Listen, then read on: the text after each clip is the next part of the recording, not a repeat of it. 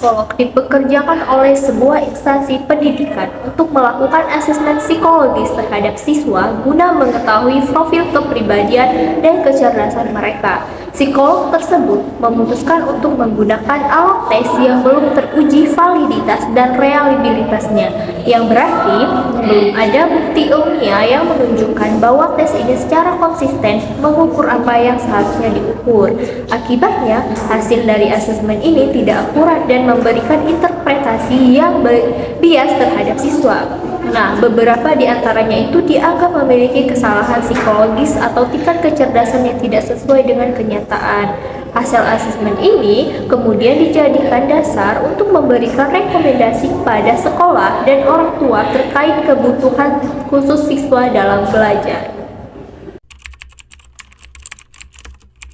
Baik, terima kasih Dr. Ina sudah datang. Saya sudah belajar mengenai hasil asesmen dari siswa saya. Dan tapi saya ingin memastikan apakah hasil ini benar-benar bisa dipercaya atau tidak. Tentu saja, ya. Tes ini memang belum terlalu dikenal, tapi metodenya inovatif. Saya yakin hasilnya memberikan gambaran yang cukup jelas mengenai siswa Anda. Baik, kalau begitu saya akan menggunakan laporan ini untuk menentukan program belajar siswa saya. Tapi ada beberapa hasil yang ada sekolah tentang itu sampai ada seperti ini. Iya, saya paham. Tes ini memang menunjukkan kecenderungan masalah emosional yang perlu penanganan khusus. Nanti saya akan mendiskusikan hasil laporan dengan yang lain. Terima kasih Dr. Ina sudah datang.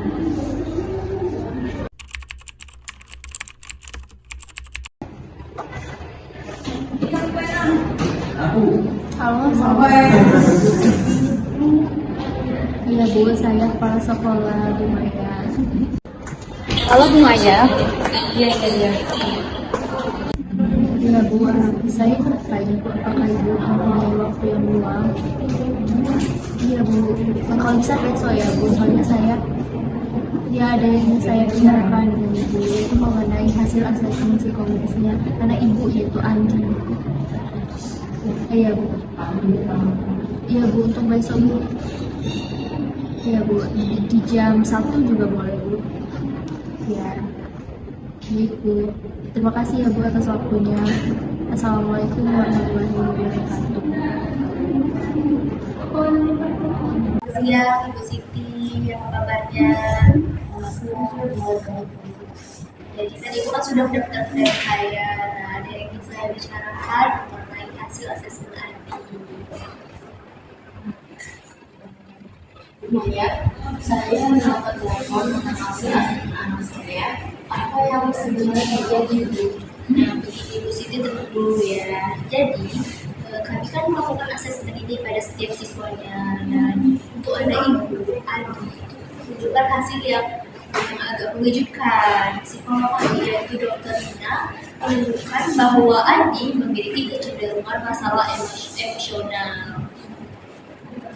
Masalah emosional tidak mungkin Bu. Andi di rumah baik-baik saja dan dia termasuk anak yang ceria dan kreatif. Iya Bu, sebenarnya saya juga agak terkejut mengenai hasil asesmen ini, tapi ini hasil asesmen dari psikolognya langsung.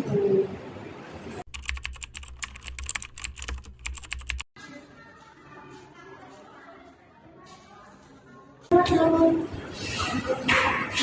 Bu, saya mendengar percakapan Ibu dan Ibu Maya. Saya paham dengan kekhawatiran Anda Ibu Siti, tetapi hasil tes menunjukkan yang jelas. Iya, jadi ini dokter Ina, psikolog yang menangani asesmen tersebut. Ada yang ingin Ibu tanyakan mengenai data-data ini? Data, apakah Ibu yakin tesnya benar-benar akurat? Apakah Ibu sudah cek validitas dan reliabilitasnya? Jadi begini, Siti, tes ini memang belum teruji secara formal, tetapi saya Belum teruji, jadi Anda menggunakan alat tes yang belum terjamin kebenarannya untuk menentukan masa depan anak saya. Ibu Siti, tenang dulu. Mungkin masalah ini bisa kita bicarakan dengan kepala dingin. Tidak, Bu Maya, saya tidak akan tinggal diam jika anak saya diberi label tidak sesuai dengan kenyataan. Dokter Rina, Anda sebagai psikolog seharusnya Anda tahu bahwa melakukan tes yang tidak teruji kebenarannya itu melanggar etika. Saya paham dengan kekhawatiran Anda, Ibu Siti. Tapi ini adalah langkah awal untuk memahami siswa secara lebih dalam. Langkah awal dengan salah resiko, diagnosis Anda tidak memikirkan dampak pada anak-anak seperti Andi. Dokter Dina, sebaiknya kita melakukan tes ulang saja untuk melindungi agar tidak terjadi kesalahan seperti ini. Baiklah, jika ini memang membuat semua pihak lebih tenang, saya akan mencari alat tes yang lebih valid untuk asesmen berikutnya.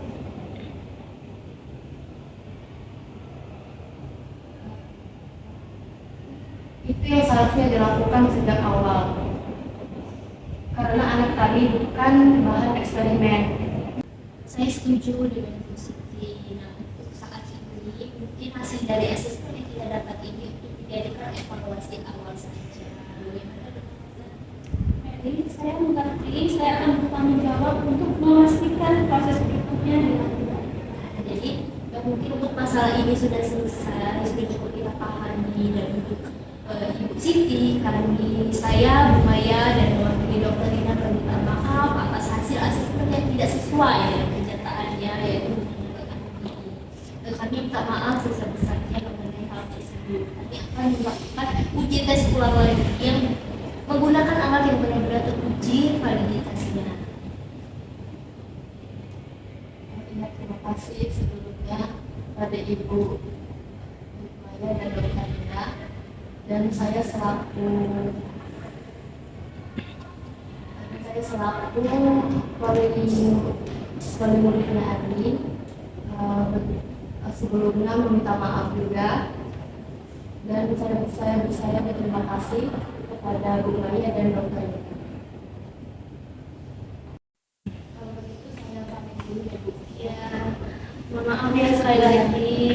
Maaf ya, Ibu Siti. Kami akan meresponi kesalahan kami.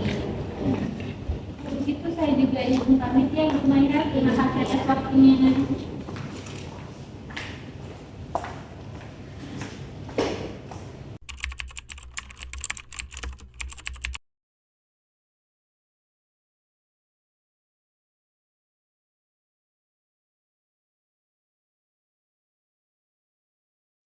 Kenapa aku melakukan ini? Aku tahu alat itu tidak valid, tapi tetap saja aku pakai.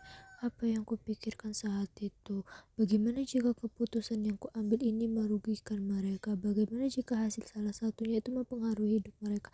Aku tidak bisa memaafkan diriku sendiri jika itu terjadi.